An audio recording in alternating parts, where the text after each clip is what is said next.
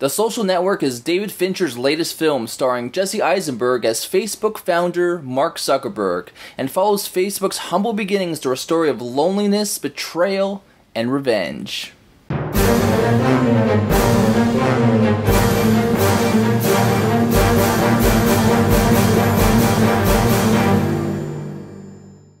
At first hearing about the Facebook movie, you may wonder how such a movie can be compelling and enjoyable. Well, writer Aaron Sorkin doesn't really focus much on Facebook rather than its creator, Mark Zuckerberg, and how his obsession with creating the well-known website negatively affects the people around him,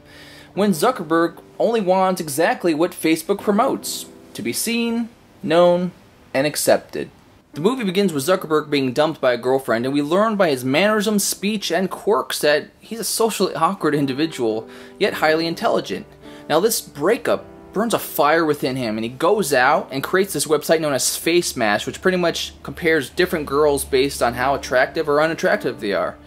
Later on in the movie, he teams up with his roommate Eduardo, played by upcoming Spider-Man, Andrew Garfield, and Eduardo pretty much gives him some money to start this new social network known as the Facebook, and as the Facebook expands, Zuckerberg works on it day and night, and it damages relationships with others, including his friends, along the way. Whether or not this is a true depiction of Mark Zuckerberg is unknown, but the character portrayed in this film is a lost soul who's trying to be accepted on the grandest scale possible, but his problem is he can't help but burn bridges simultaneously as he's trying to be accepted. Now this is extremely apparent when a pair of twins known as the Winklevoss twins and their business partner, Divya Narendra,